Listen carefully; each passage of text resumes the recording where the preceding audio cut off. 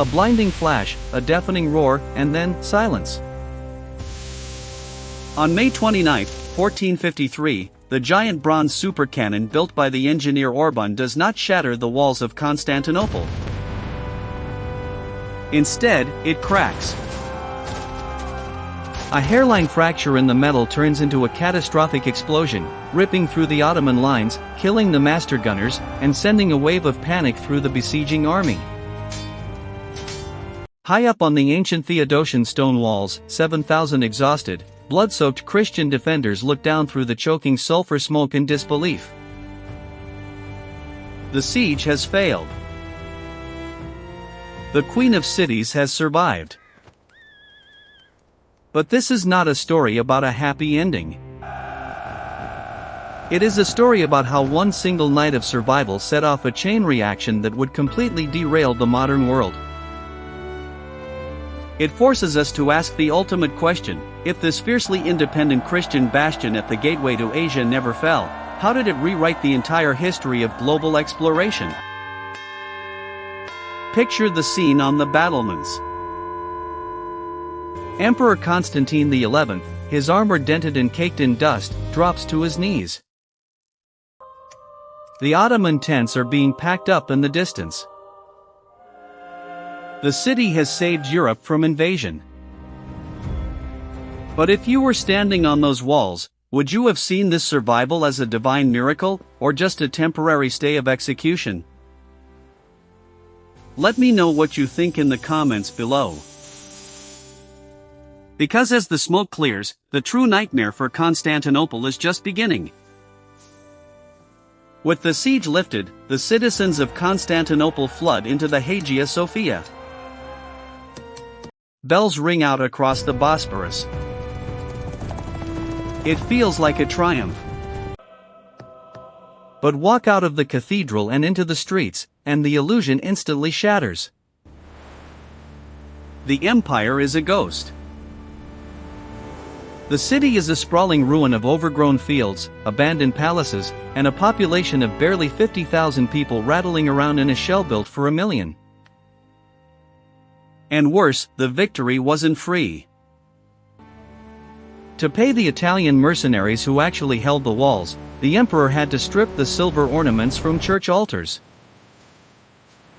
He had to sign away the empire's remaining customs duties to Venice and Genoa. This is the great twist of 1453. By surviving, Byzantium didn't become strong. It became a hostage. Every single ship passing through the Bosporus Strait is now taxed not by the Greeks, but by Italian merchants. The trade routes to the Silk Road are open, yes, but the profits aren't staying in Constantinople. They are flowing straight to the banks of Venice. As the years roll on, the European powers realize they don't need to conquer the Byzantine Empire. They already own it. But then, the balance of power shifts again, and the pressure builds to a boiling point. Desperate to break free from the Italian stranglehold, the Byzantine court turns to the only rising power that shares their Orthodox faith, Moscow. Suddenly, Russian gold, grain, and fiercely loyal Cossack soldiers begin pouring into the city. It looks like a masterstroke. Byzantium is breathing again. The markets are full, the walls are repaired, and the army is rebuilt. The Orthodox alliance has secured the East. But hope is a dangerous thing. This sudden resurgence terrifies the Catholic kingdoms of Western Europe.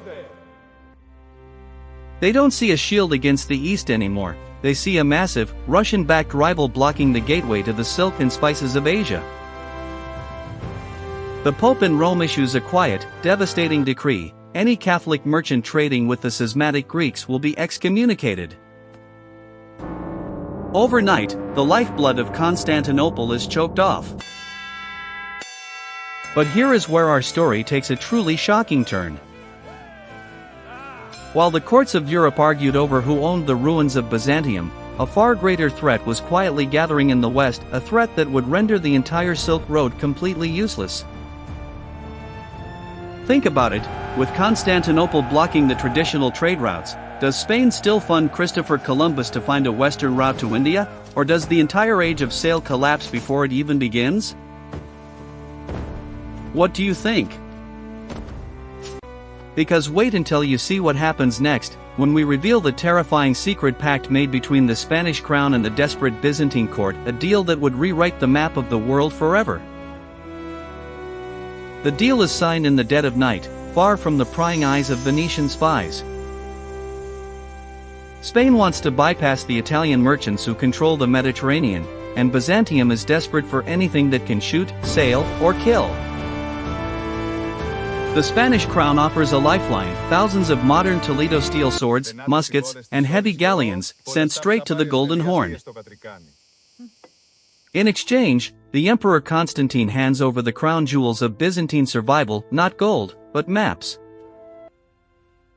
Secret, highly guarded imperial charts of the Atlantic currents, preserved for centuries in the deep archives of the Imperial Library. It is a match made in heaven. Or so it seems. With Byzantine navigational secrets in hand, Christopher Columbus doesn't just stumble onto the Americas, he does so with Byzantine scholars sitting on his quarterdeck. Soon, a river of silver begins to flow from the mines of Peru, across the Atlantic, and straight into the imperial treasury of Constantinople. For a brief, shining moment, the eternal empire is back. The crumbling palaces are rebuilt with gleaming white limestone. The harbor is thick with majestic warships flying the double-headed eagle. The citizens finally sleep without the fear of the sword. They think they are saved. But this wealth is a poison. And the bottle is about to break.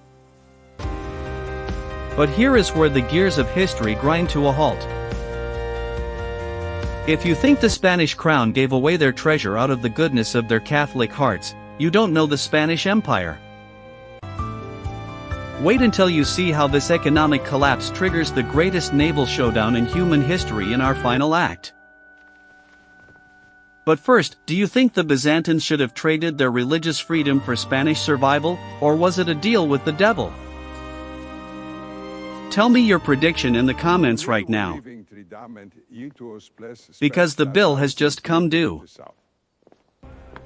In 1520, the Spanish king delivers a terrifying ultimatum to Constantinople: submit to the Pope in Rome and convert to Catholicism, or the silver stops, and the Spanish fleet already docked in your harbor will turn its cannons on your palaces.